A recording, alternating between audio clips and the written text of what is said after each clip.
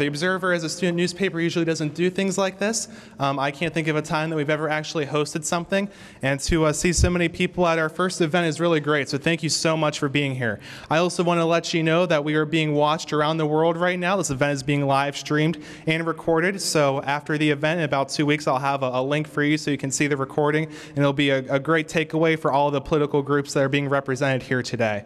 I also want to mention that this event's being supported by a lot of people, but namely, I really want to point out Information Technology Services right at the beginning. MediaVision is here supporting us today, and their contractors as well. And I really want to thank them for their support because they're allowing more people to see the views that are going to be represented here today, and that's very important. And then I'll have a whole bunch of more thank yous at the end that I'll get to. I was also contacted today by the Office of Inclusion, Diversity, and Equal Opportunity, and they asked me to read a brief statement just to kind of set the tone for why we're here, because political diversity is one thing that's championed here at the school. And one thing that they have in their institutional diversity statement is that Cru aspires to be an inclusive environment, believing that the creative energy and variety of insights that result from diversity are a vital component of the intellectual rigor and social fabric of the university. As a scholarly community, Cru is welcoming of diversity of thought, pedagogy, and political affiliation. We believe in a culture of inclusion and encourage relationships and interactions among people of different backgrounds. So just to set the stage, I know a lot of people tend to have the idea that Cru is not friendly when it comes to politics, but indeed we are, and we are here today. During the course of the debate, you're going to be hearing a lot of different viewpoints. A lot of numbers will be thrown out you, and a lot of policies that seem far and distant from affecting your life. What I kind of want to mention, just as my 2 cents going into this today, is that every single question that we pose and every single policy that is debated affects a real person. There is a face behind what we are talking about somewhere in the United States, be it a patient in university hospitals right now who is lying there not knowing how they're going to afford their medical bills, to a coal miner that was just put out of a job. The policies that we're talking about today are going to guide, in this upcoming presidential election, the next 4 years of this nation, and they have a real impact on real people. So please keep that in mind. I hope you enjoyed today's debate. Please keep the Twitter in mind throughout. That's a great way to provide live commentary during this using the hashtag #CruDebate. So with that said, let's get started.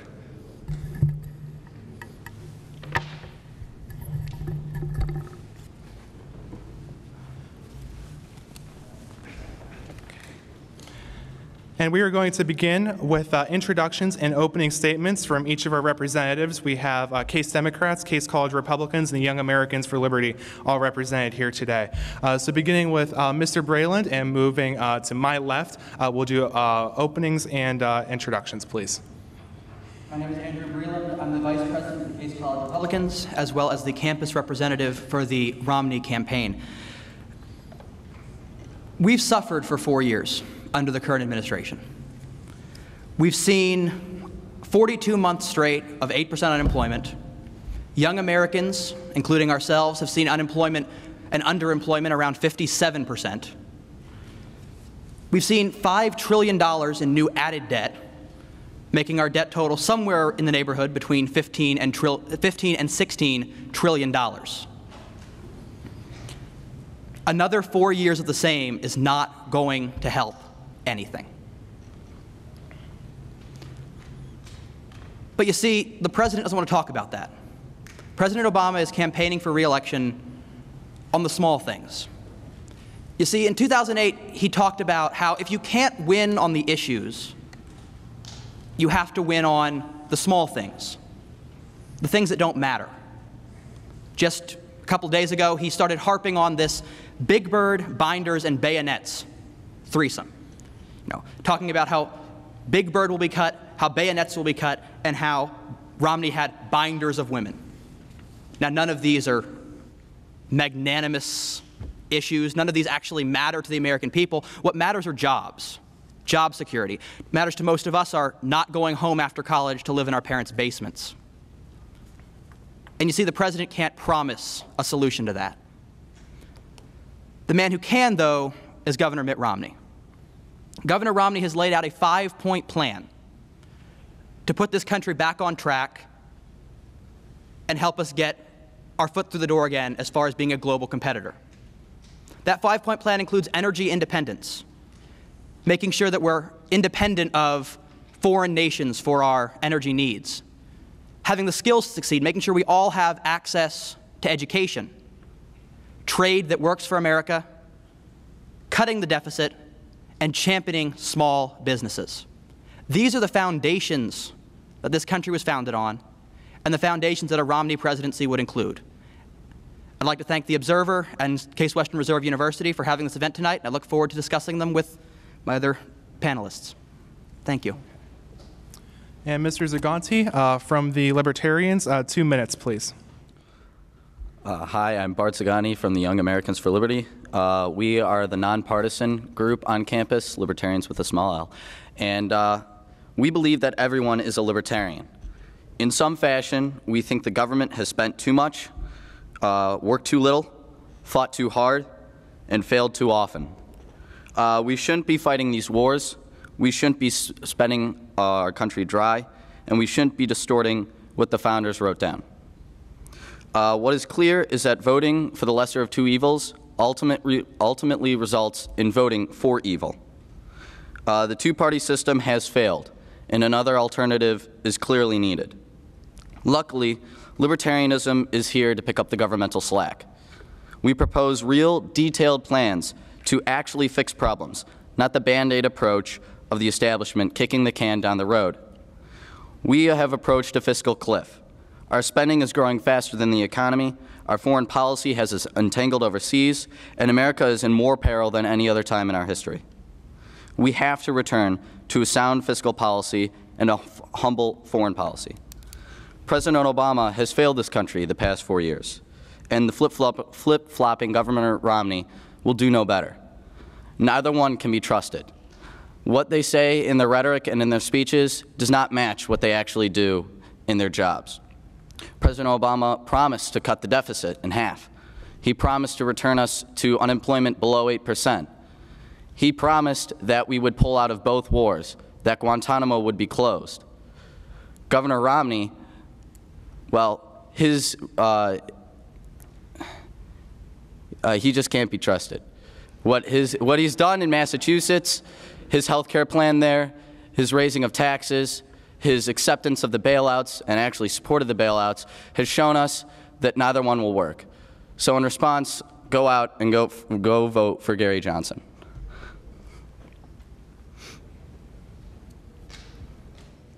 Okay, and then Mr. Robertson from the Democrats, 2 minutes, please. All right, I would like to thank Tyler and the rest of the Observer for hosting this event, Mel Sayer, Andy, and Michelle for being here to support, and I envy the rest of the Case Democrats out seeing Barack Obama tonight here in Cleveland. So what we've seen in the past 4 years, when Barack Obama inherited the White House from George W. Bush and his administration, we were seeing 800,000 jobs a month being lost. Well, he's turned that around, and we now have 31 straight months of job growth.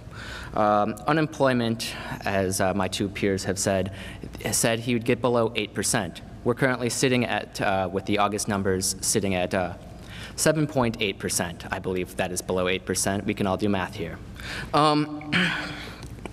As far as what I would like to do for the rest of this debate is bring what the issues that seem far apart, as Tyler mentioned earlier, and relate them to your lives and why it matters.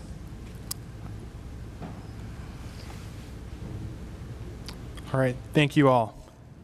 We will move into our first category now, which is entitled America and the World. And in this category, we will discuss how the United States should interact with our peers around the globe. What role do we play on the global stage?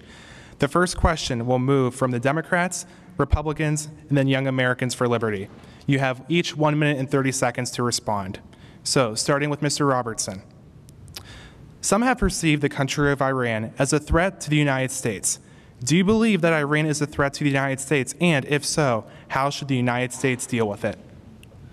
Well, there's no doubt that a nuclear Iran is a threat to the entire world. The president's made that clear. Even Governor Romney has made that clear. What it comes down to, though, is how we should be dealing with it. Barack Obama's plan to work with the United Nations and work with NATO is the way that we should be going. We're in an ever-globalizing world, and therefore the United States should take its role as trying to be a leader in the globalizing world.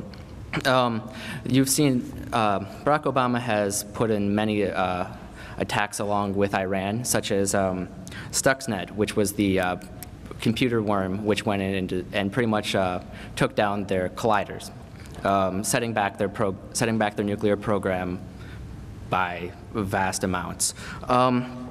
As far as it goes, the president does not support a ground invasion of Iran. We would be looking at all options otherwise. We are open to talk so long as their government is willing to be open to that, and that's pretty much it. Okay. Mr. Brilliant with the Republicans, 1 minute, 30 seconds, please. Well, I'm going to echo a lot of things that Mr. Robertson just said. A nuclear Iran, yes, is dangerous to the entire world. And he's right in saying that the president and Governor Romney have both said that's the fact. A nuclear Iran is dangerous. The difference is, though, you have to look and see how people want to deal with this. The president wants to continue more of the same, wants to continue sanctions, continue trade embargoes. Well, that hasn't stopped them yet. During the period of U.S. trade embargoes and sanctions on Iran, Iran's advanced its nuclear program. They've got nuclear materials, missile parts from countries like Russia and China, from sub-Saharan African countries. Something's not working. And before we know it, Iran will have a functioning nuclear device. Well, that's under that plan. Let's talk about what should happen and what will happen under a Romney presidency. We won't take threats from Iran.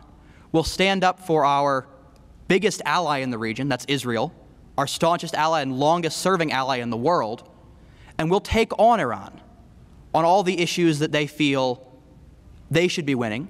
They will no longer have a nuclear program. There will no longer be an Iranian threat to the world. Okay. And Mr. Zagonti, 1 minute, 30 seconds, please.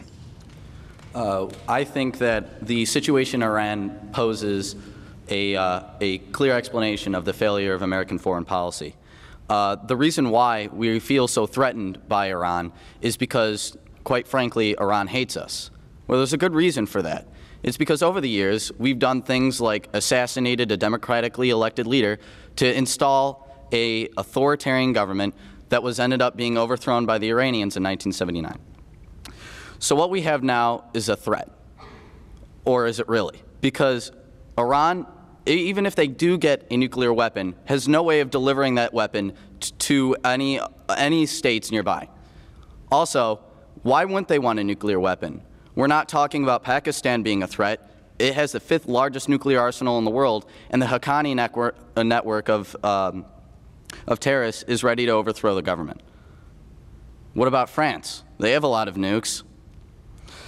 What I see is the establishment coming up with the same idea, either impose sanctions or as the Republicans stepping up. And you have to ask, what is stepping up and taking them on? Does that mean invading Iran? Do we really want to get embroiled in another war to spend trillions of dollars overseas?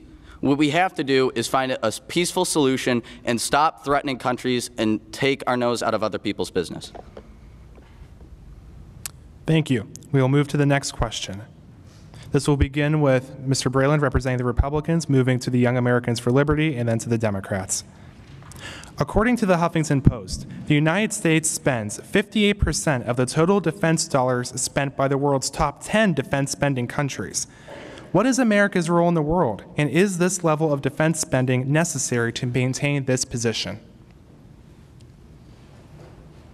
Well, I'm going to start by responding to something that was said by my colleague here.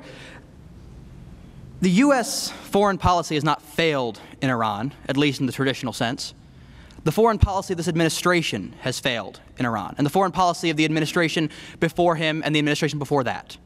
We've seen that sanctions don't actually work, and that something else needs to happen. Now, I'm not calling for a full-out invasion of Iran. No one wants to get embroiled in another war. But what I am calling for is we need a complete paradigm shift from what has occurred to what needs to occur. Iran has threatened to destroy Israel, our biggest ally. We cannot stand for that. Now, Mr. Hoffman, your question was about our defense spending.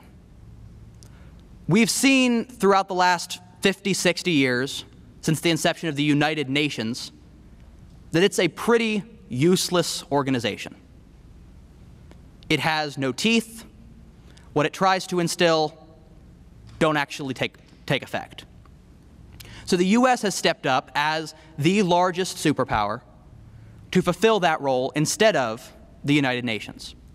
If we had a supranational organization that everyone could agree on, maybe that wouldn't need to be the case. But right now, it is. Then we will move to Mr. Zagante. What is America's role in the world, and is this level of defense spending necessary to maintain this position? Just quickly to respond to my colleague. Sanctions haven't worked, that's right. So why do we even have them? I think trading with Iran, and instead of acting friendly with another country, would be a lot better than constantly threatening it. And Iran is a failure of foreign policy. I don't know if assassination is something that Governor Romney would want to do as a president, but to me that seems like something that peaceful nations don't do to one another. America's role in the world has been one of overreaching. We constantly instruct other nations what they need to do, how to spend their money, and we spend billions of dollars overseas in just throwing it away, wasteful spending. At Baghdad, we built a $1 billion embassy there. Why? Why would we need to build a fortress? Pakistan, $7.5 billion is spent overseas every year. It's all wasted spending. Defense spending should be kept at home instead of having 150 bases around the world in 49 countries. We're wasting our time, we're wasting our money, bring the troops home. And then Mr. Robertson, again, 1 minute, 30 seconds. America's role in the world, and is this level of defense spending necessary to maintain this position? Well, America's role in this world is one where we should be working with all world leaders to assure that everyone prospers in the end. The United Nations is the vehicle for that, and so is NATO. The defense spending itself, we can have a leaner military, but that also we have to assure that we pay our soldiers properly and that they're properly guarded against terror. We also have to make sure that our borders are secure, and this includes what's going on down at the Mexico border. As far as what my colleagues have said regarding the nuclear weapons, Barack Obama has endorsed the START treaties with Russia, which works towards nuclear proliferation. And what we are seeing with that is we're also pushing North Korea to do the same. As for why we don't go after Pakistan when they have nuclear weapons is going into Pakistani and India rivalries, and that's something that's not in the United States' business. I feel that the best way to go forward with the United States is we should be an active member of the United Nations, and we should look forward to the democracy everywhere else in the world. I would just like to remind all of the debaters today that you will each get 2 minutes at the end of each section to touch on the points made by your fellow debaters. I would rather see, and I believe the audience would, the 1 minute and 30 seconds to address the question at hand and save all points of contention for those final 2 minutes. And we will now move into the last question in this series regarding Afghanistan, and we will start with Mr. Zagante. Recent presidential debates have touched on the United States' escalated military role in the country of Afghanistan and the sometimes questionable use of drones in warfare. Where do you see the future of the conflict in Afghanistan, and how should the use of high-tech warfare be dealt with? 1 minute, 30 seconds, please. Well, I see the future of conflict in Afghanistan as one. The future is that the conflict will be over. We spent more than 10 years there, and what we've seen is that we have failed. The government has no legitimacy there, the government that we installed. Al-Qaeda and the Taliban are ready to take over once we leave, and gladly are able to. And as far as high-tech warfare, the use of drones is, I believe, a human rights abuse.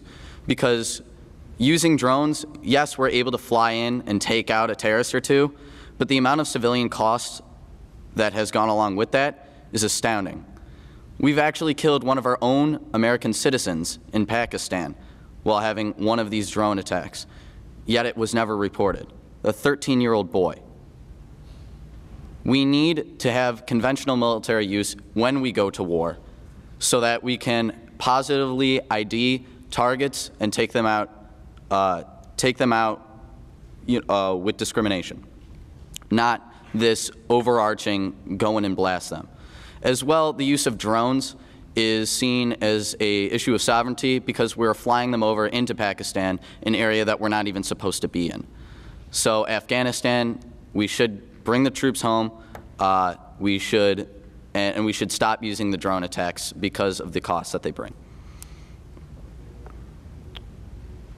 Thank you. Mr. Robertson, same question regarding Afghanistan, please. 1 minute, 30 seconds. Well, the President's made it clear that we'll be out of Afghanistan on our timetables by the end of 2014, no exceptions. But what also is going on in Afghanistan is we have to assure that the Afghani forces are ready to take over. Unlike Bart's pessimistic view that the Taliban and Al-Qaeda are ready just to storm back in there, I feel that these timetables are set up in a way that that the Afghani forces will be ready to take charge. As far as what happens after Afghanistan, I believe that Barack Obama has moved forward to make sure that our veterans get well adjusted back into civilian life. He signed the post-9/11 GI Bill of Rights, which has been helping more than 800,000 veterans and their families get educated so that they can get back into the workforce and get into civilian life more easily. He's also been working on research to help people with post-traumatic stress syndrome, which we know is plaguing vast majority of our soldiers who have been fighting in Iraq and Afghanistan. Thank you. And finally, to Mr. Breland with the Republicans, the same question on Afghanistan. Where do you see the future of the conflict, and how should the use of high-tech warfare be dealt with? Governor Romney's made his point very clear on this, made his ideas very clear on this point. Combat roles in Afghanistan will follow the President's current timetable. 2014, no more combat troops. That's not to say, though, we won't be in country. We have a duty of care to protect the people of Afghanistan who, like Mr. Zagani said, we've been there for 10 years. We can't just hand the country back over to the forces that may be. So we need to keep a presence in the country. There's no reason to just abandon them. Then again, we can't keep combat troops there, I agree. But what Mr. Zagani hit on was an interesting point. The drone strikes in Afghanistan are a little different than what we normally have in warfare. But that's not to say they're a bad thing. I'd urge you to go look and see what happened in Pakistan, where you chastise us for using drone strikes there, but that seems to be where all of the higher-ups in Al-Qaeda are. So it might not be a bad idea to continue that. The point is, Afghanistan needs to be dealt with responsibly. We can't just abandon it, but we do need to get out. And the governor's made his points very clear on that. Thank you. And now we will move into closing statements. At this point in time, the debaters will be able to find points of contention. They can use these 2 minutes however they see fit, be it to reinforce points they made during the section or to find points of contention with their colleagues on the stage. We will once again start with Mr. Zagani. You get 2 minutes. Use them however you see fit. First, I would like to argue with my colleagues on the points that they brought up. First, to go with the Democrats, they said that the Afghanis will be ready to take over, that we are training their troops, and that when it is time to leave on this timetable, we will be ready to hand the country back over.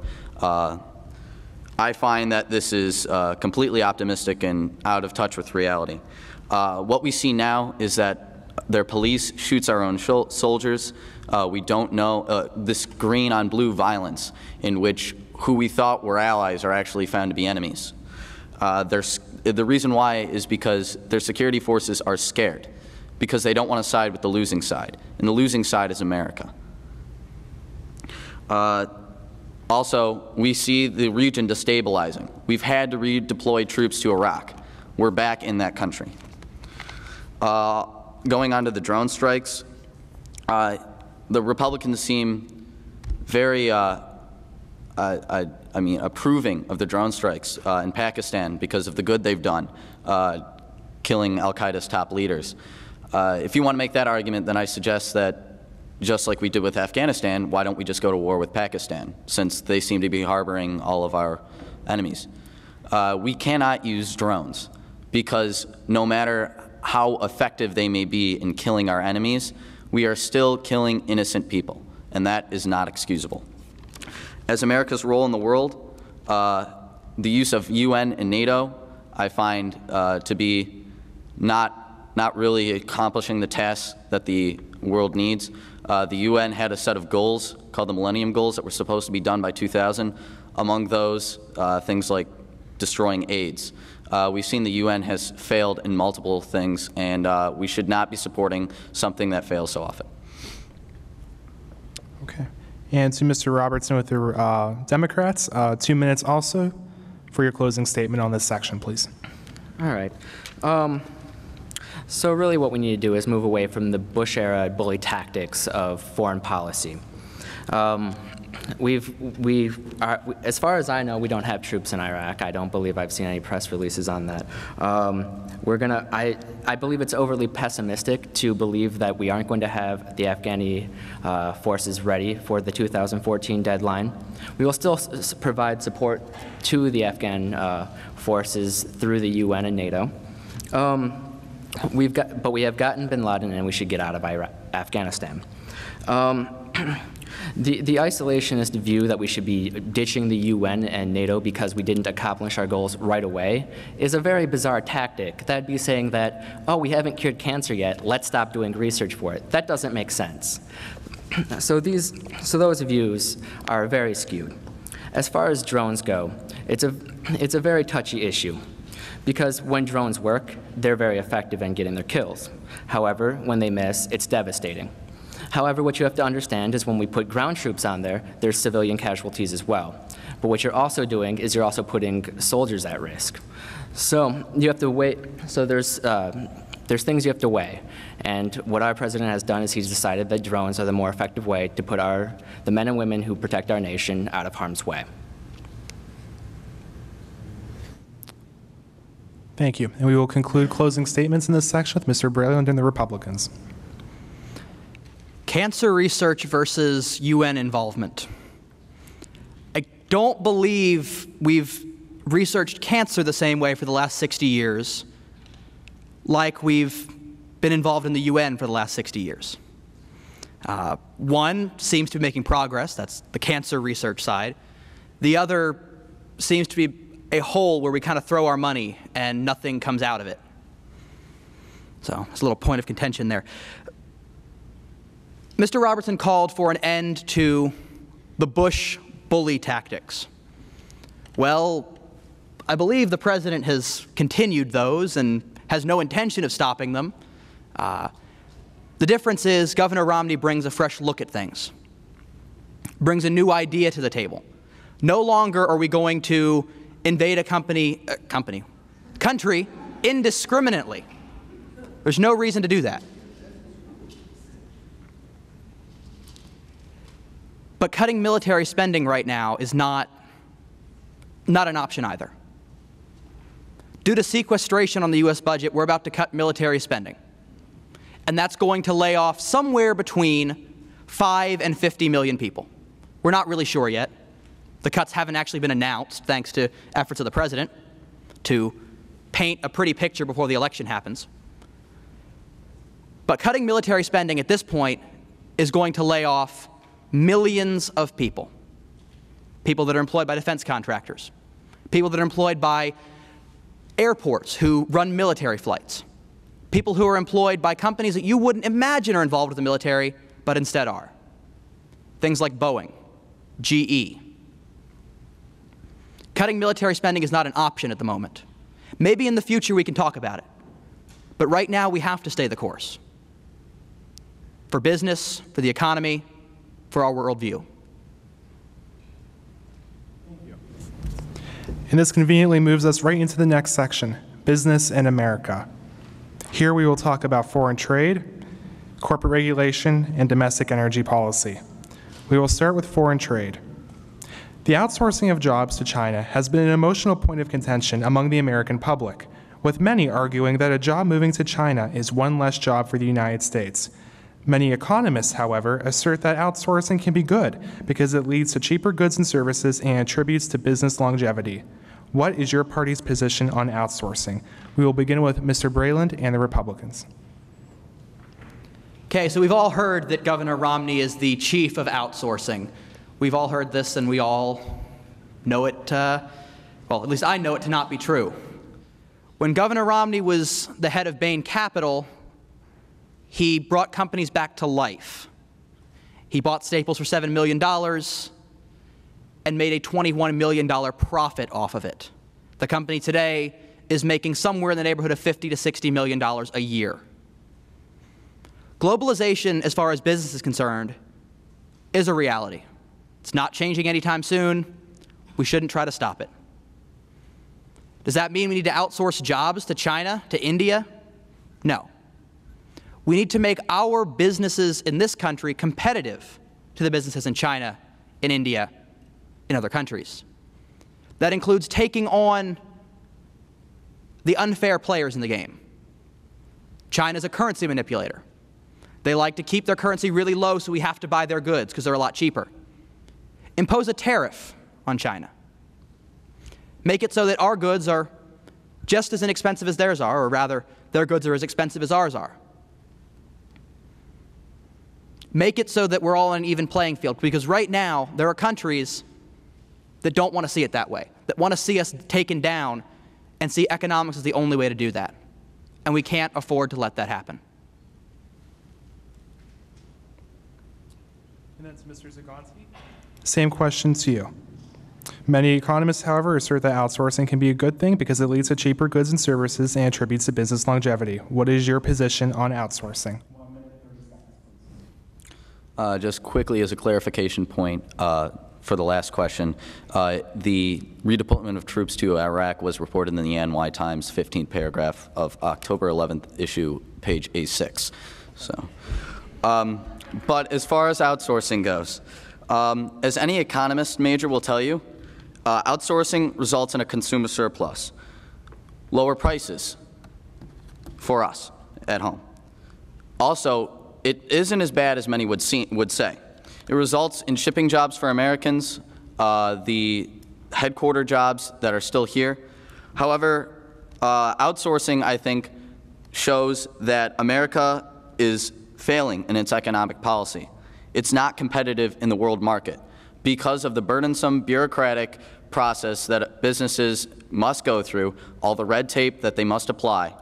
That's why we see outsourcing. Outsourcing isn't something that, the government does. It's something that businesses do because they realize they have a better chance of succeeding overseas. By putting a tariff on Chinese goods, we are going to further heighten the tension between Chinese and American policy, as well as make it not as cheap for consumers here at home. So free trade is the goal here. We need free trade, and we need to realize that America needs a better business policy if we want to be more competitive in the world market. Thank you. And Mr. Robertson, 1 minute, 30 seconds. Same question, please.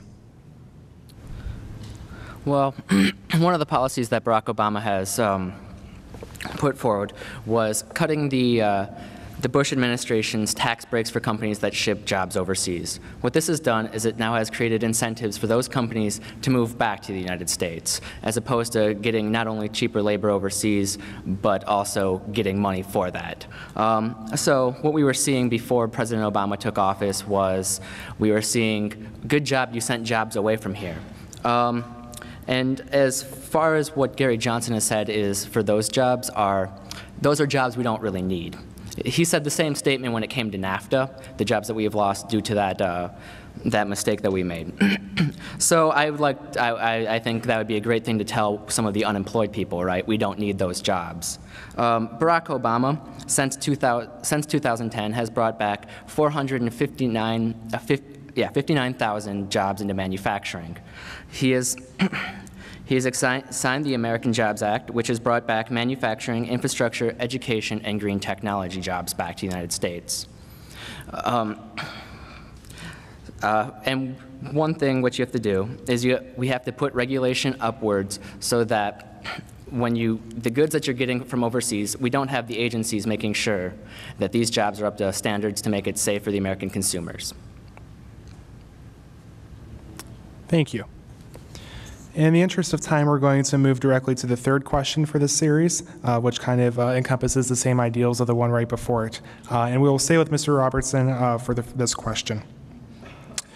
Following the collapse of enormous firms like Enron and WorldCom, the government enacted regulatory measures such as Sarbanes-Oxley to increase oversight on the activities of publicly traded companies. Are regulatory measures such as Sarbanes-Oxley an asset or hindrance for the United States? 1 minute, 30 seconds, please.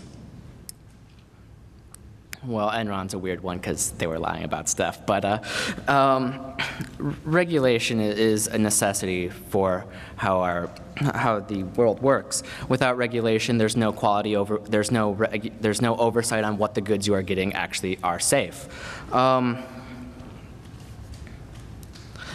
guess I didn't really get what your question was. I'm sorry, Tyler. I can't answer it. Are regulatory measures on corporations in the United States a good thing or a bad thing in the United States? So is regulation a good thing or bad thing? On corporations. On corporations? Well, yeah, it puts them in check. It makes sure that we have clean air, such as the Clean Air Act from the 90s. We see that we're seeing that we're not just polluting the environment for generations to come. We're making, the cap and trade needs to be raised up so that we make sure that all companies are doing their fair to make sure they're not polluting the environment. We're making sure that the quality of all goods are up to standards, and that the food that we're even eating is safe to eat. Thank you. And we will move directly to Mr. Breland with the Republicans. Same questions. Are regulatory measures such as Sarbanes-Oxley an asset or hindrance for the United States? Well, they're definitely a hindrance. Undue regulations on business have hurt us since they were first in practice. Because of Sarbanes-Oxley and Dodd-Frank, businesses now have to go through everything they do, not once, not twice, not 3 times, somewhere in the neighborhood of going through every process they have 4 or 5 times. I'm all for 2, maybe not 4 or 5. It kind of doesn't make sense. But regulation falls on far more than just 2 pieces of legislation passed in the last 15 years. Businesses are also under pressure from the National Labor Relations Board, who enforces the fact that unions should be allowed and that union shops are allowed, and that's hurting business. Under Governor Romney's plan, there would be no more union shops. Everywhere would be a right-to-work area. There wouldn't be any more Dodd-Frank regulations. Dodd-Frank would go away and would be replaced with common sense regulations that make sense for businesses, not having to go over things 6 times, rather go over them twice. Double check and move on. Mr. Robertson brought up a good point with cap and trade. We don't need to cap our energy usage. That doesn't make sense. We need to expand our energy usage, taking in different areas of energy. Apply nuclear. Take in more coal and oil usage. It makes more sense than to cut it. Thank you. And we will move to Mr. Zagante. Same question regarding corporate regulation in the United States. Is it an asset or a hindrance? 1 minute, 30 seconds, please. Regulations on corporations and any business of any kind is a hindrance to capitalism. What we see is regulations keeping businesses from being able to do business. There was a Pennsylvanian representative who on the floor was talking about regulations, and he brought up the fact that a business was not able to open because its bathroom mirrors were 1/4 of an inch too high. That shows just the failure of economic policy in the United States. We can't be forcing businesses to go through so much red tape that they get entwined and are unable to do what they do best, make money. And that is at the heart of why regulations are a hindrance, because of the invisible hand. Because if a business makes good products, if a business has good business practices, if a business has safe workplace conditions, that business will succeed because people will see that and want those products, will want to have business with that business. As far as cap and tax, you really should not try and promote legislation so that we can, faulty regulations that will make people try and reduce their pollution. What's going to happen is pollution credits will be bought by bigger corporations from smaller corporations that don't pollute as much, and so what you'll see is that big corporations will get away from it, get away from following the regulation by just paying their way out. Thank you. And now we'll move directly into 2-minute closing statements encapsulating business in America from foreign trade to corporate regulation here domestically. And we will start with Mr. Breland and the Republicans. 2 minutes, please. We began this category with a discussion of outsourcing and globalization of jobs. The U.S. has the highest corporate tax rate in the world. 35% of your business incomes go back to the government. That's higher than China, India, Great Britain, France, Sweden, Russia, manufacturing giants that are taking our jobs. Because we're just not business friendly here, and that needs to change. Under Governor Romney's plan, the corporate tax rate would be lowered to 25%. A North American business partnership would be set up so that we're not worried about shipping jobs to China or to Russia or to India or to France or to Great Britain. We're going to keep jobs here, and if not here, in Canada and Mexico. We're going to have a partnership on our continent so that we can remain energy independent and business friendly. Part of this involves approving new energy initiatives like the Keystone XL pipeline. Let's approve it, let's build it, creates jobs, creates energy. It's a win-win. We can't allow cheaters like China, like India, to manhandle the U.S. global markets. But that's what they've been doing. Their currency is undervalued, their goods are inferior, but they sell them anyway. Let's take a hard stand against China, a hard stand against countries who don't play by the rules. Let's take a hard stand against institutions in this country that don't play by the rules, that include the National Labor Relations Board. Let's make it easier for business to perform. Let's lower their tax rates and make this country business friendly.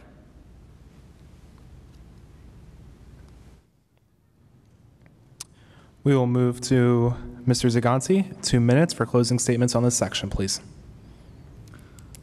First, on the topic of outsourcing, my Democratic partner said that before Obama we were losing corporations. That's true. What he failed to realize is that under Obama we continued to lose corporations. GE, one of the largest Fortune 500 companies in the world, left in 2010 for China. And I would challenge him to mention any specific jobs or corporations that were brought back. What Obama has done has tried to prop up non-functioning businesses such as Solyndra and Light Squared in order to try and get some sort of policy that he likes pushed forward. What our economic policy should be is not one of tariffs and not one of cronyism. What we should do is let the markets work by themselves. Instead of promoting a business, we should just let it run. And as far as the corporate tax rate, let's put it down to 0. That'll create 12 million new jobs in America. Can you imagine every 1 out of every 4 product that you make being taken from you? That's what a 25% corporate tax rate looks like. Incentivize business to do business. Don't penalize them for doing well. Also, you need to eliminate a minimum wage, which 79% of all economists say is a hindrance to job creation. So, in conclusion, what you need to do is promote free trade, promote good business, and let the markets run by themselves. Corporations will, to satisfy customers, make the best of products. We can compete without all this business regulation and economic or environment regulation. We can compete with China, we can compete with Turkey and India and all these other blossoming countries, and we will be the economic giant that we were in the 1800s. And then to Mr. Robertson with the Democrats, 2 minutes, please, closing statements. Well, as far as it goes for corporations, I believe, as my peers have said, that corporations are to make money and they're not to help people. It's beyond me why you would think that a corporation which sole purpose is out there to make money would would make it easy when you cut the wages of these workers for those companies, that it would somehow improve the lives of the people working for the companies. As far as creating jobs here, Barack Obama has signed 18 bills that have helped small businesses get created here in America. What he's planning on doing is helping with these tax cuts for these small businesses to expand to 97% of all small businesses. As far as clean energy, that is the direction that Barack Obama has said we need to move in. He says the jobs of tomorrow should be here. But to get to those clean energy jobs, we have to understand that we're reliant on coal to get to that point. It's like the Affordable Care Act is a step forward to get to universal health care. The Keystone Pipeline itself, yeah, it would create jobs, but then it would also do unsurmountable harm to the environment itself. And then I believe GE just a couple years ago, I believe there was the thing where they were essentially not paying taxes. So them moving overseas really wasn't doing much. Let's see. I think that's it. Thank you. And from here, we will move into a smooth transition into working in America. Many of us as students, I hope, want jobs after graduation. So looking around, we can look at the current employment sphere and see how things stand. That's what these questions explore. Again, I'm omitting one question just for the interest of time. We have questions regarding higher education approaching in the next category, and I want to make sure we get all of those in. So we will direct this first question to Mr. Brayland with the Republicans in regard to Social Security. Recent reports by the Social Security trustees indicate that Social Security will be unable to fund benefits in full by the year 2033. How should Social Security be reformed to assist those that rely on the program while also attempting to make it more long-term? 1 minute, 30 seconds, please. Before I begin, I want to echo something or respond to something that one of my colleagues said. There have been 18 jobs bills signed by the president, okay? What about the 30 others that haven't been heard in the Senate that have been passed by the U.S. House of Representatives? Just put that in a little bit of context. But on your question regarding Social Security, I don't know where you got the 2033 number from, but the number I hear is 2024. That in less than 15 years, Social Security will not be able to meet its demands. What needs to happen is a fundamental overhaul of the Social Security system. And Governor Romney has a plan for this. Don't change it for the seniors who are 55 and older. They get their Social Security as they'd like it. But for everyone younger than that, we need to change the program. Voucherize it. Make it easier for individuals to make their own decisions. Don't have someone pay into a government fund that won't be there when they leave. Instead, enforce 401ks. Make people responsible for their own monies, not the government. The government isn't very good at its investments. We've seen that with Solyndra. So let's privatize Social Security. Leave it the same for those who already have it, but privatize it, make it easier for people to use. And just as a point of information for the audience, this was the figure that the Social Security trustees released in April of 2012 that indicated a 2033 number, but of course there are always different studies that allude further or more near timetables for these things.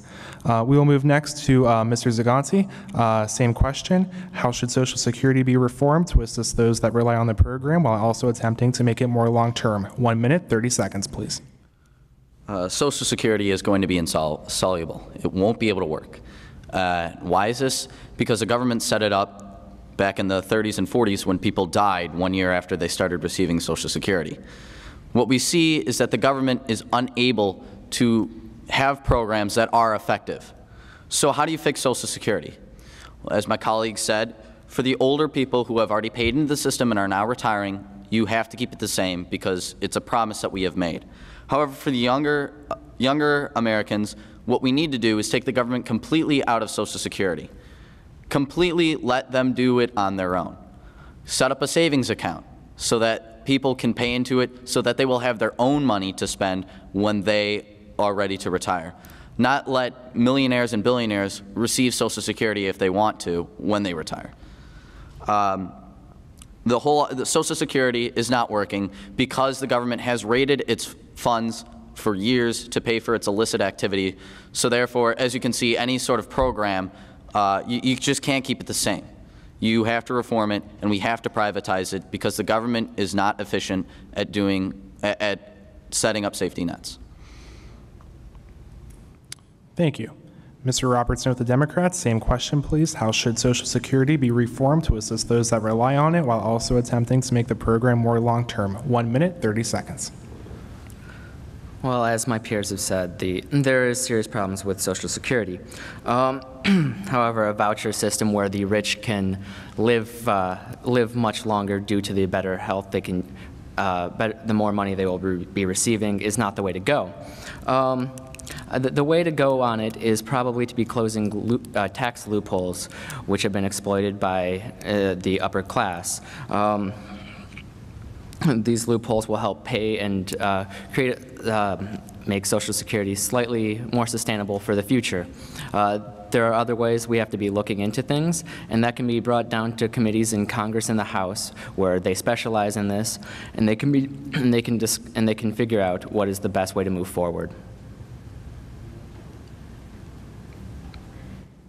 Thank you. And we'll move promptly into the next question regarding unemployment. And we will start with Mr. Zaganti and the Young Americans for Liberty. Many frequently cite unemployment as a key indicator of the overall health of the economy. Recently, the number has dropped to 7.8%, but some have argued that the figure does not represent those that are underemployed. How can the issue of both unemployment and underemployment be remedied? 1 minute, 30 seconds, please. Well, the reason why people argue that the unemployment number we have now is not true is because it is not true. Well, to be more succinct, it's misleading. To say that an unemployment is at 7.8% is false. What we see is that instead of those are the people that are looking for jobs who are unemployed. What we've seen under President Obama is 40 straight months of the lowest amount of Americans in the workforce that we've ever had. That's what's wrong with this country. People have stopped looking for jobs because they know they won't be able to get them. The stimulus has failed. By this time, we were supposed to have 6.2% unemployment, $800 billion down the drain. And the bailouts too, which both parties seem to support. The Treasury Department estimates that we're going to lose about $25 billion on that.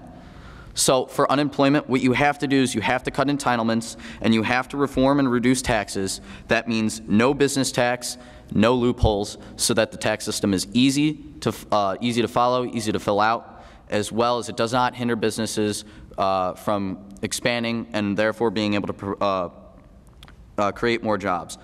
Let the companies be competitive. And also, no, I don't have time. That's it. Thank you for adhering to the time. I appreciate it. And we'll move directly to Mr. Robertson.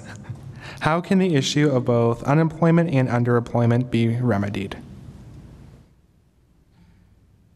Well, go off and say that 7.8% is not accurate, but then you're denying a fact. What we have seen is, as I stated before, 459,000 jobs created in manufacturing since 2010. We've had 31 straight months of job growth since Barack Obama has taken office. He's helped small businesses with the Affordable Care Act, which in the end will help save 18% of small businesses' profits. Will also, and with those tax cuts that I mentioned earlier, the small businesses now will have more money to go out and hire. As far as the stimulus goes, I have seen several projects going on through this. In my hometown, there were several projects where they were working on infrastructure and rebuilding our roads, and there were signs saying this was paid for through the stimulus package. What we need to do is we need to set up a tax system where we can patch loopholes that are exploited by the upper class, such as following the essentially following the Buffett rule. As Barack Obama has stated, it doesn't make sense that people that make over $1 million a year pay less than 30% in their taxes. Also, what he's done is he set up ways to cut taxes on the lower and middle class so that they'll have enough, so that there can be enough money to spend to survive. And finally, to Mr. Breland with the Republicans. How can the issue of both unemployment and underemployment be remedied? 1 minute, 30 seconds, please. Well, I would challenge Mr. Robertson first off to tell me how raising taxes on higher income Americans is going to employ more people. I don't quite see how that relationship works. But I'm going to echo what Mr. Zagani has said. We have officially 7.8% unemployment. In reality, that's probably somewhere around 12 to 14% because of people leaving the workforce. In Ohio alone, we've seen 700,000 people leave the workforce since 2008. President Obama said before he was elected, during his first election campaign, that if he did not get unemployment below 6%, he was looking at a one-term proposition. Well, guess what? It's not below 6%, and he's looking at a one-term proposition. The way you need to lower unemployment is, as Mr. Zagani said, make it more business-friendly.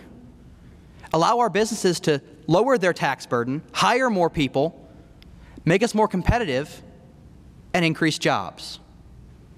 That's not through stimulus spending, where it's kind of a Band-Aid fix and we shove it under the rug for a while. No. You need to grow U.S. manufacturing jobs, U.S. service jobs, U.S. everything jobs by cutting down on rule breakers like China and India and increasing the U.S. manufacturing base, employment base, and making it easier to do business at home. Thank you. And we will now move into closing statements for this section before moving on to higher education in America. You each have 2 minutes to respond, starting with Mr. Robertson with the Democrats. 2 minutes for closing statements on this section, please, encompassing Social Security and unemployment. Well, what you're hearing from my Republican peer here is a lot of talk about China and how they're a cheater. Well, you can call China a currency manipulator, but what that's going to end up doing is cause a trade war which we will inevitably lose, costing more and more jobs and goods to not be coming to America. What the president has done is he's put money into the education system, creating safety nets to make sure that our workers can become educated, because what he understands is an educated workforce is a strong workforce. As Mitt Romney's plan was to fix the economy and get our jobs back, it would take him 8 to 10 years. But then he criticizes Barack Obama for not getting it done in 4. That doesn't make sense. But what we have to understand is how our economy should be growing is from the middle out, not the top down. As I stated, we have seen job growth for the past 31 months, and you can argue that people leave the workforce, and that does happen. That's going to happen regardless. That's why we have the adjusted unemployment rate. I believe that's it. Thank you. And we will move to Mr. Breland with the Republicans. 2 minutes, please, for closing statements encompassing Social Security and unemployment in the category working in America. unemployment isn't the only measure we need to be looking at here. Sure, unemployment is around 7.8%, probably more likely to be 12 to 14, but also look at the underemployment rate. For the whole population, it hovers around 24, 25%. For young Americans, it hovers somewhere around 51%. 51% of college graduates are going to graduate college and find a job that doesn't require their degree, doesn't require a degree in general.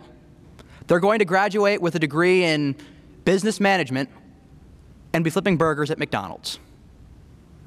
There's something wrong with that picture. The way you fix that is a multi-pronged approach. You have to let businesses function as they're supposed to.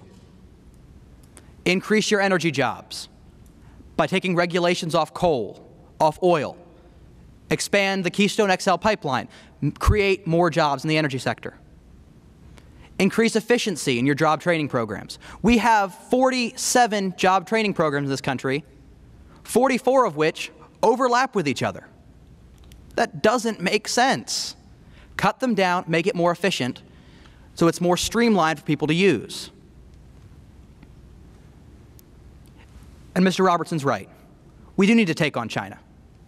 It's a stark reality. Sorry, he quoted me as saying that we need to take on China, and I would say that, yes. As I think I've said multiple times tonight. But we also need to cut the deficit, make the U.S. more soluble so that we can win in trade situations. We shouldn't be accountable to countries like China. We need to be able to stake our demands when we want them. Increase employment, make jobs easier for us to find when we graduate college. That's how you have job growth. Thank you. And finally, to Mr. Zagante, 2 minutes, please. Closing statements encompassing Social Security and unemployment. First, to respond to the Democrats' point of 31 months of straight job growth, well, that happens because, you see, when we went to the Depression, we lost all these jobs, and slowly the economy has just been recovering by itself. So 31 months of job growth means that we are trying to get back to the point where we were at before the Depression. So really, America hasn't been growing. It's just trying to get back on its feet.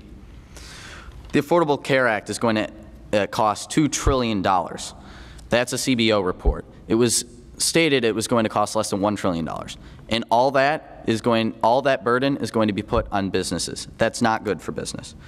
Also, he seems to have this idea that the stimulus package is actually working. The stimulus is kind of like the civilian corps that Franklin Delano Roosevelt instituted in 1932. That didn't work, and neither will this. He points out that there are certain projects going on in his community. I'd also urge him to look at the $1 billion we sent to LA to have gang tattoos removed, or the $500 million we spent in Iowa on a scientific study to find out why pigs smell. Increasing taxes on the Buffett rule raises about $80 billion, which is enough to run the government for about 8 weeks. That's not how you fix the economy. Raising taxes only takes money out of the economy. You need to keep it in there so that businesses can use it to invest in a multitude of different ways, hire more people. Also, the Republicans stress keeping job programs. I don't support that because nowhere in the Constitution was it written that the government can run programs in order to help you find a job. That's not in there. You have to cut that. You have to cut Medicare and Medicaid, which neither of the candidates are looking at right now, so that there is less spending and therefore less taxes, because the less you tax people, the more money they will be able to spend making their business run better. Thank you. And we will move into the next category, higher education in America. The first question will stay with you, Mr. Zagante, in regards to student loans. The cost of higher education is rapidly increasing in the United States, greatly increasing the amount of debt that students are graduating with. What should the role of the federal government be in remedying both the cost of higher education and the increasing student debt crisis? And this question was inspired by Lisa Shear of MSAS. 1 minute, 30 seconds, please. Well, the federal government's role in education should be one where there is no role at all. Nowhere in the Constitution is it stipulated that the government can have that role. In fact, in 1780, the Northwest Ordinance was set up so that states would have control over education. Since 1979, we spent billions upon billions of dollars to promote education, yet what we've seen is that scores have fallen and we have less competitive students than ever before. If you think that spending money on education will work, I urge you to look at the Cleveland public school system. One of the worst in Ohio. It received an F again, whereas all those private schools in the area received A's. We are going to spend $900 billion on illegal federal education again this upcoming year. What we have to do is get rid of the Department of Education, and what we should do is give the choice of schools back to the parents and back to the teachers. Let local governments and local groups do education, because that's who it should be under the control of the parents to educate their own children, not the government to mandate how your children should learn. Thank you. And we will move directly to Mr. Robertson with the Democrats. What should the role of the federal government be in remedying both the cost of higher education and the increasing student debt crisis? 1 minute, 30 seconds. Well, the basic view is that everyone, I think, is aware that education is key for success. The president understands this, and as my libertarian peer here stated, the president is also aware that local schools understand their areas better. So he is working with the local school districts and counties to build a better system. He's also put the Race to the Top initiative, which has helped raise efficiencies in schools in 46 of the states. He understands that by not outsourcing your education to private enterprise, that you're allowing everyone to have a chance to be successful. This helps build our middle class by helping the people in the lower socioeconomic classes work their way up. As far as the what's going on with the student debt, he wasn't willing to politicize capping the student debt. What he's done here is he's set up a system so that it will not be 10% of a person's payable income, assuring that when you graduate from college here, you won't be burdened with a ton of debt.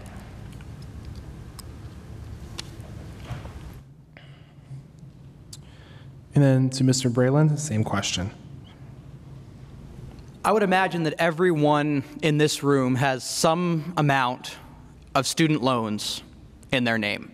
Even people who've graduated college have student loans until they turn 30, 40, keep going up there a little bit. We have a real problem with student loan payments in this country. The president's only made it worse. He's taken the private market out of student loans. Well, what does that mean? That means that only the government now can make those choices, can make student loans to any student. I can't walk into my local PNC bank, say I want a loan, and get a loan out of PNC's funds that I can take to my college and spend. No, that money comes from Sallie Mae, goes through the government regulations on it. I sign a note with the government. A lot of regulation there. On top of that, the president has increased regulation on other education. Mr. Robertson brings up the Race to the Top. The Race to the Top is a great program. It funds schools, except it burdens them with lots of regulations, makes it hard for them to function, makes them have to meet certain criteria in order to continue receiving funding. Governor Romney's plan is very simple. Let people choose their schools, privatize student loans, make it easier for people to get an education.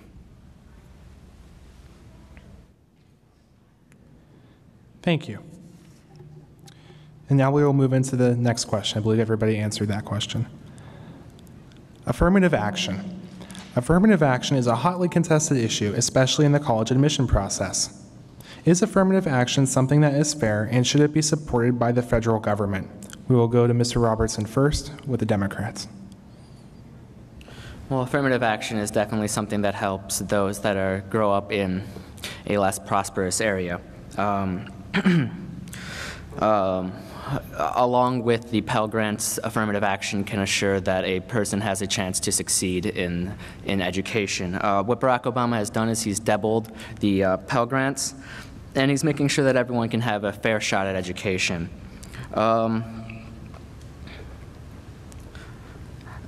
Really what it comes down to when you see these urban environment schools is you're seeing lower scores in everything, and it's creating a divide between the haves and the have-nots. What affirmative action does is it helps eliminate that divide for not only race but for gender equality, I believe, is what the plan is. So as far as the importance of affirmative action, I'd say it's one of the most vital components of the federal government's role in education. Okay, Mr. Braylon, to you, 1 minute 30 seconds, same question. There's a case before the Supreme Court right now where people are arguing affirmative action, whether or not it's constitutional or not. Mr. Robertson brings up a good point. It's supposed to help people who don't have in order to get to college. Well, actually, in the case that's being argued before the Supreme Court, it did exactly opposite of that. Someone who didn't have, who wanted to get into the University of Texas, couldn't, because she was denied because another person was put in front of her on the list because of the university's affirmative action program. She would have been fine, she would have succeeded in college, probably would have had a very prosperous career. But she wasn't admitted to college. Why? Because of these remedial type of devices that the government tries to put in place. Affirmative action needs to be scrapped, plain and simple. It's past its due. It's doing more harm than good now. But along with those, we need to look at the whole myriad of devices that the government tries to use to help education. And that includes Pell Grants. They're not a bad thing, but they're spending too much money. There's not a reason to have Pell Grants that, in the end, the achievement rate of those receiving Pell Grants, the 6-year graduation rate of those students, is somewhere around 40%. They're not working. They need to be reassessed. Okay, Mr. Zagante, to you. Is affirmative action something that is fair and should be supported by the federal government? The fact that my colleagues here are arguing that affirmative action, or that the government should be looking at something, at any educational programs, is wrong. It's illegal for the federal government to be in education. It's illegal. There is nowhere in the Constitution that says that we can do this. It's overstepping our boundaries. Pell Grants are not good when they're by the federal government. It's illegal. But to go on to affirmative action. Affirmative action is a program that tried to get people who were not as likely to get into a better college, get into that college. And that goes against an idea that libertarians hold near and dear, that your work is merit-based, that achievement is merit-based. If you are qualified to go somewhere, then you get to go to that school. What we have is universities having to teach 99-level courses. And what does that mean? That means we have to have remedial high school courses in college because students who are not ready or fit to go to college are being sent there because of affirmative action. You cannot say that a student is more valuable because he or she has less of a chance. So what you have to do is scrap affirmative action. You can't consider it, and you have to get the federal government out of education completely. Thank you. In the interest of time, I'm going to limit responses to this final question to 1 minute. It touches briefly on an aspect of the first question, but I believe it's worth forcing the issue. According to just released figures from the Common Fund Institute, the inflation rate for colleges and universities was 2.3% for fiscal year 2011, more than double the rate for 2010 and reversing a decelerating trend that began in 2008. Loans now comprise 70% of financial aid packages, and 2/3 of American undergraduates are in debt. Should the United States government regulate tuition costs at institutions of higher education, namely colleges and universities like our own? And we will start with Mr. Braylon with the Republicans. 1 minute, please. When you hit on the inflation of college tuition, you're not hitting on anything unique. The inflation rate of other goods has gone up incredibly since 2008. Look at gas prices. They've increased from about $1.80 to just under $4. The average rate of inflation on those is about 300%. It's not just an education problem. It's a problem across the board, and it has to do with the federal government getting involved in things that it doesn't need to be getting involved in. Because the government is artificially giving out more aid to students, colleges have had to raise tuition. They need to make their money somehow. Let's cut down on some of the programs that are spending too much money and are not working. Let's make it easier for students to get to college and pay it off, and then we can talk about prices. Okay, and to Mr. Zaganti, same question, please. 1 minute. College costs too much. That's what we know. I think all case students have a pretty good understanding of that. But what we see is colleges are forced to follow programs that the government has put in place to either control how they're running or, like Title IX, to set up programs that the colleges don't want. Colleges are forced to follow, just like businesses, a lot of red tape. And that's why we see college costs going up so much. To respond to the Republicans' point, just because gas prices have gone up, that's not necessarily the fault of inflation. That is actually a fault of bad economic policy by this president and the last. But on the cause of inflation, inflation is a problem that we have to look at by itself as well. The dollar, since 1913, the year that the Federal Reserve was put in place, has lost 98% of its value. That's something that needs to be reversed. How do we do that? With a sound money plan. Retie in the dollar back to something that is valuable. And to Mr. Robertson. Should the United States government regulate tuition at higher education institutions, namely colleges and universities? 1 minute. Well, yeah, as both of my peers have said, college does just cost too much. But what regulation can do is it can go through and find wasteful spending from the universities, what they're doing with their finances, much like what the Affordable Care Act does with the insurance industry, where they go through and they found $7 billion of wasteful spending. They can do the same thing with these regulations in the college setting. What the president has done is he's made it so that what your student federal loans can be is a maximum of 10% of your payable income when you graduate. That is an effective method to make sure that student loans don't overburden the future college graduates. And I'd like to point out the president doesn't control gas prices. That's not true. That'll be it.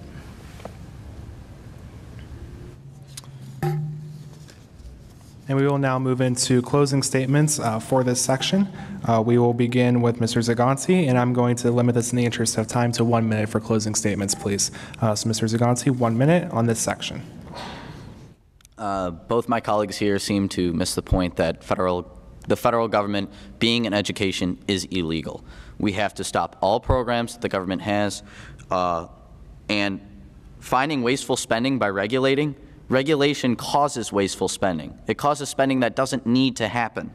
And mandating student loans, are we really going to mandate on student loans? When has the government has ever had an efficient program?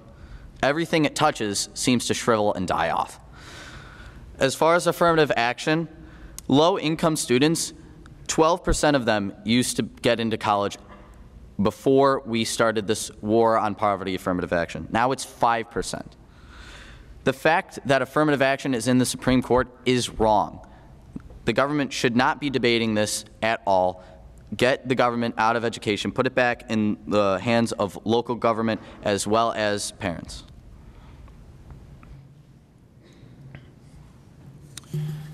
And then to Mr. Robertson. 1 minute, please, on this section, closing statements. Yep.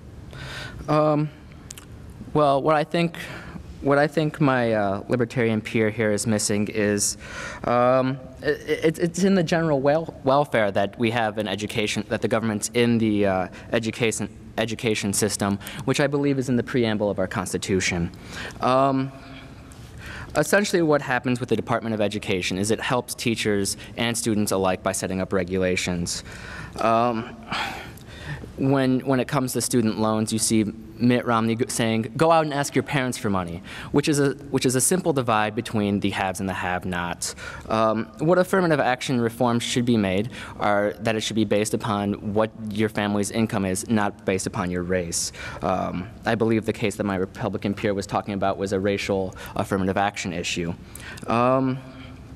Essentially what it comes down to is when you try to get rid of all the government out of education, you create a division between the poor and the rich, which is something we cannot live with. And finally, to Mr. Breland, 1 minute on this topic, please. Two responses. First, Mr. Robertson. Regulation doesn't find wasteful spending and get rid of it. It actually increases it. Let's look at the government. Then echoing Mr. Ziganti, or against his point, the government does have an interest in regulating education. We'd like an educated class of people to be able to vote, so we should probably have some sort of public funding for education. But the way it's running now is just not working. Pell Grants have a 40% success rate. Affirmative action is keeping qualified students out of colleges. And that's right, college does cost too much in general. We need a complete change in the way we look at education in this country, and that is eliminate or cut down on the federal funding for education programs. Don't get rid of them, but cut their funding so that costs go down. And then in earlier education, give people choice. Let them choose their teachers so they have the best access to education they can find. Okay, thank you. And we're going to take a brief 5-minute break because the final round is up next, and that's Crew Speak. So we'll be looking at any Twitter questions that are coming in. If you have a question for the debaters, please tweet it now. Forever hold your peace. And the editorial board of The Observer is going to convene real fast and look everything over and determine the questions for the next section. So a quick 5-minute break, and then we will resume and conclude today's debate. We are ready to begin with the final question. Can I have silence in the crowd, please? So this final topic encompasses all of your questions that have been emailed in advance and tweeted today. We received a great number. It totals up to about 20-some questions that we received prior and during the debate. And so in the interest of time, because I do want to get everybody out of here around 9 o'clock, I chose two, or I should say we chose two. My editorial board was involved in this process as well, that encompass a lot of the same general ideas that the questions were hitting on. The first question that I would like to go to today, we will start with Mr. Ziganti with the Libertarians for this one. And this comes courtesy of Dr. Gabriela Celeste, who is the Director of Child Policy here at Case Western Reserve University. Despite the fact that 22% of children live in poverty in the United States and as high as 1 in 2 children in Cleveland, none of the presidential candidates have seriously tackled the issue of child poverty in our country in any of the previous debates. So my question is, what specific policies would you promote to address child poverty, and how would you strive to ensure we are making real progress in lifting children out of poverty? And we will go with 1 minute and 30 seconds on this question. Well, the government has had a program called the War on Poverty. What we've seen is it is a titanic failure. Poverty historically has been on the decline until that program was put into place. That's how inefficient the government is. However, to help people, in especially children, children have one of the highest unemployment rates in the country. What we yes, they do. But working age children ages 16, 15, even 17, you know, they used to have jobs, summer jobs, jobs delivering newspapers. What happened to all those jobs? We don't have those anymore because people aren't allowed to work. Also, children poverty. In order to increase the welfare of families, what you should do is change the welfare system. Instead of having a system of safety nets that don't work, what you should do is promote a negative income tax in which people are paid based upon their income, instead of having all these redundant welfare policies that don't work, and instead entrench people in a welfare-style lifestyle. I think that's it. Then we will move to Mr. Robertson for this question. What specific policies would you promote to address child poverty, and how would you strive to ensure we are making real progress in lifting children out of poverty? 1 minute, 30 seconds, please. Well, the key to that is education, education, and some more education. What we're seeing is people who are in poverty tend to have, statistics have shown, that they have access to poor education. What the President has put forward is steps to make sure that the education systems in these poorer environments are going to be lifted up, assuring that in the future, the children going through these systems will be able to raise themselves up from the lower socioeconomic classes into the middle class. And as I've stated before, and the President has stated, we're a nation that grows from the middle out, not the top down. As far as what unemployment for children, what we're seeing actually, as I've noticed personally for jobs, you're seeing back in the Bush administration those jobs being taken up by not regulations getting rid of those jobs, but you're seeing unemployed parents taking those jobs. And the Obama administration has been working to get those unemployed workers, those underemployed workers, back to work, retrained, and getting them back to working at where they should be, so we can get more 15 and 16-year-olds working those service jobs to help support their families. Which is a vital thing when it comes to the poorer economics areas. And to Mr. Breland, what specific policies would you promote to address child poverty, and how would you strive to ensure we're making real progress in this area? Like Mr. Zagatti said, the war on poverty has failed, and I think it has made a little bit of progress. I think poverty has fallen by 4% in the last 40 years. So it made a little bit. But what Mr. Robertson says is exactly right. The key to eliminating poverty is to increase education. Now, how do we do that? We don't increase education by dumbing down the higher institutions so that the lower ones look better. That's what the President has proposed. Doesn't work. Let's give people choice in education. Tell people that if you don't like the school that you're going to now, here's a voucher. Take it to whatever school you'd like. They'll let you in, and this is your taxes that would otherwise go to your public school will now go to that school. It's a charter school system. It will work. Other ways we can work on it: Medicaid block grants to the states. Let's make it easier for people who are out of work, who are in bad health, who have issues, to get the money they need to get back on their feet. It's not a perpetual program. It's just more intelligent. And finally, let's reform our welfare program so that there's a work requirement, so there's a limit, so that you have to either be off it or in training or on a job in 9 months, a year, 2 years, some limit. Right now it's perpetual. That's how you influence poverty, not through the President's policies. Thank you. And we will move into our final question of the evening, and this comes from Dianing Zhao. Supreme Court Justice Scalia believes that social issues such as abortion and gay marriage is not the responsibility of the courts. If there are changes in social issues, it must be added to the Constitution. What is your party's belief in the role of Congress in social issues? And for this question, we will stay with Mr. Breland. 1 minute, 30 seconds, please. Well, it was going to come up eventually, social issues and how they interact with the government. Justice Scalia might be onto something. The Supreme Court's only case that really narrows itself in on specific social issues, that's Roe v. Wade, got it wrong. They artificially made some parameters that, well, have been chipped away at, have been argued, have been discussed for the last 40 years. Changes that have to be made are not made in Congress either. They're made in the states. States have a right to govern as they like. States have the right to decide on their social issues. If Massachusetts wants to make gay marriage legal and Alabama does not, that's their right to do so. It's not a national issue. Congress shouldn't be legislating it. That's a states thing.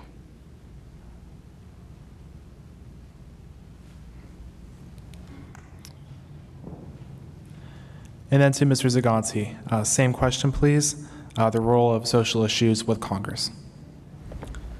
What we see now is the government overstepping its bounds by stepping into social issues. I applaud my colleague for breaking away with most of the Republican Party in saying that the states, as they should, control their own social issues. Nowhere in the Constitution, again, does the government have a right to say what is correct for people to do. In fact, Thomas Jefferson once said, "I care not if a man has 1 god or 20 gods, neither breaks my leg nor picks my pocket."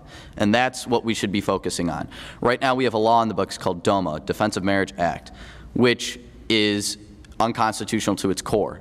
The U.S. federal government has tried to define marriage, which is something that goes completely against what the nation was founded on.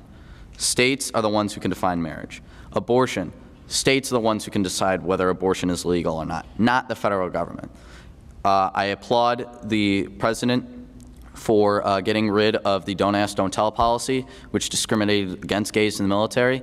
I think that is a step forward in reducing the federal government controlling social issues, but I think we need to still take it a step further, and not as the president has done, where he just flat out rejected to enforce the DOMA law, but repeal those laws and let the states handle their own business.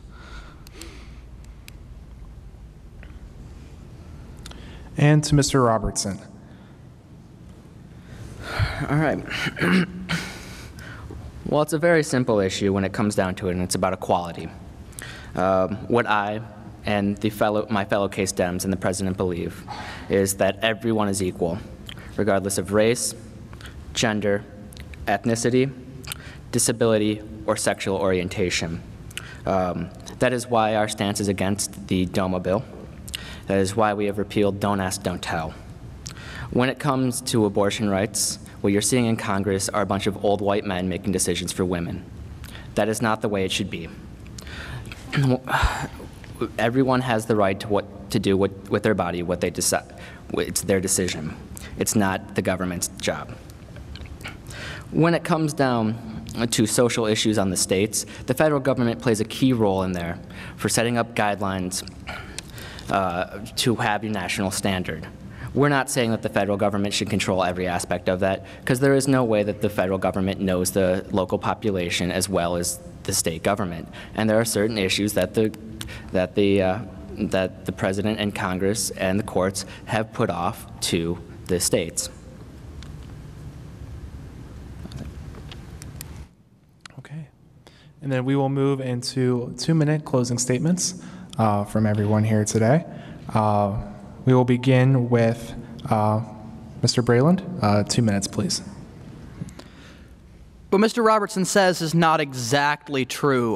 The government hasn't let the states decide on things. I believe if we look at that Affordable Care Act the president passed a couple years ago, it really tried to regulate the states. It really tried to regulate people's social issues. It really tried to regulate business, because it enforced that all hospitals must offer abortions. That includes hospitals run by the Catholic Church, who vehemently oppose it and have now filed a lawsuit against it. That includes businesses who now have to offer health insurance even if they weren't, and it forces people to buy health insurance from their employers. It can't be private. Lots of regulations. That's the point. Mr. Zagotti's right. I break with my party on some social issues. I'm not going to argue that everything they say is correct. Just as Mr. Robertson, I'm sure, is not going to argue that everything that's in the Democratic platform is exactly correct either. The point is, though, this is not Congress's authority to regulate. This is a state's thing. This is a local thing.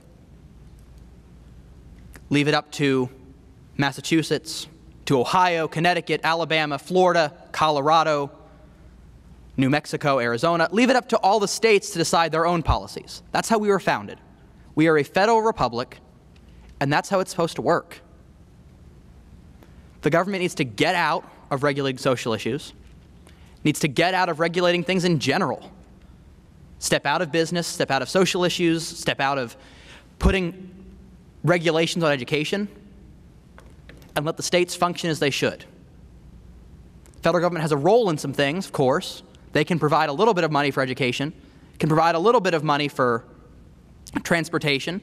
They can run a military, but they shouldn't be as involved as they are. Shrink the size of government. And next we will move to Mr. Zagotti. 2 minutes, please. First, going back to the earlier question about how we solve poverty, both my colleagues once again cited that education is the key and that the federal government should be involved. You just heard it, in education. I would stress the idea that before 1979, when the Department of Education was founded, the colleges still did exist and people did go to college. I'm sure you could ask your parents about that. But on to social issues. My Democratic partner brings up that women should be allowed to choose what they do with their own body. I wholeheartedly agree, but I'm sure he's bringing up the point that the President continually makes about preventive care. What we see is that the President has mandated that institutions that don't believe in preventive care have to provide it, which is just another example of how the government constantly oversteps its boundaries. If you want to go get preventive care, it's available at any CVS or Walgreens. We're not trying to take that away. If that's it, your own lifestyle decisions are your own lifestyle decisions, which is why you can't, the federal government, once again, should not do anything with social issues. It shouldn't touch them. It shouldn't regulate them at all. Also, my colleague cited the preamble of the Constitution in order to talk about why education is good. I just wanted to clear up that the preamble has no legal obligations whatsoever. You have to look at what the Congress is actually able to do in Article 1, Section 8. So the government, we need to reduce the size of government, reduce how much it gets into education, reduce its role in trying to eliminate poverty, instead redo the welfare system to follow negative income tax, get rid of the wasteful spending that we've been doing, the 99 months of unemployment, and instead make the government smaller. And finally, to Mr. Robertson. 2 minutes, please. Well, I'll start off with the voucher system for schools. Essentially, what that will bring is similar to what School of Choice has done, and it will bring private schools pitted against each other. So then you'll have the schools for the ultra-rich, and then you'll have the schools for the poor. Essentially, you're just taking money out of the government and putting it into the pockets of corporations. As far as welfare exploitation, it's a small minority. It helps a lot of people. I don't know if you're aware of that here in Cleveland, but it should be apparent. As far as guidelines for the federal government, what about gun rights? We have our national bans on certain things, but then we allow states to go and decide what they're going to do with what weapons they can ban and won't ban. And it's not about abortions. That wasn't in the health care bill. It was contraceptives, as my libertarian peer stated. When you talked about small businesses not being able to, being hurt by the Affordable Care Act, they actually get 18% tax, 18% of their tax cuts from that once the bill is in full motion there. Essentially what I'm seeing here is you guys are picking and choosing what helps you the best, not looking for the general welfare of everyone else. Really what it comes down to is we have to understand that we're a nation, we're a community, and we work together. One person does not build a nation. It takes everyone to make it strong. And that is what the policies of our president, and hopefully our president again, for the next 4 years, plans to do. Thank you. And that concludes the Crew Speaks portion of this debate. It is 9:04, so we are going to move directly into closing statements, and each of the debaters gets 30 seconds. We are going to begin with Mr. Robertson still, and then we'll go with Mr. Zagante, and then Mr. Breland gets the last word tonight. 30 seconds, please. All right. What the president's trying to do is he's trying to set up a system so that everyone has a fair shot, not just the ones that were born with the silver spoon in their mouth, and not just the ones that were born into and trying to help those who were born into poverty. We want to build a system that works from the middle out, not the top down. When it comes down to foreign policy, the president has gotten us out of Iraq. He's gotten us out, he's getting us out of Afghanistan, and he's gotten bin Laden. When it comes to health care, he's helped millions of Americans get affordable health care. So now, is it 30 seconds? Yeah, 30 seconds. Okay. And next we're going to move to Mr. Zagante. 30 seconds, please, to summate. What we see is the government overstepping its boundaries everywhere. So what do we need to do? First, on foreign policy, we need to move towards a more humble foreign policy. We need to get our nose out of people's business. We need to decrease our spending around the world, because what that is stealing from poor people in rich countries and giving it to rich people in poor countries. As for working, my colleague brought up that corporations are to make money. I wholeheartedly agree, and how you make money is having good services. Make the government smaller. Please, go with the libertarian ideas. Breland, in a speed round, 30 seconds to conclude. Last word for the evening. A lot of the things you heard tonight can be defined by one real quick definition, and that is that competition increases, or rather decreases, the cost of something to the consumers. That applies to education, to health care, to college costs, to businesses, to everything. Apply that logic to what my colleagues have said.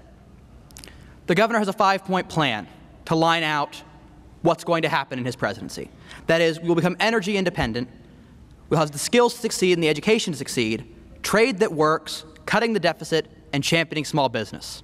That's what we need to do. And that concludes the election 2012 debate hosted by The Observer. How about a round of applause for all of our debaters this evening?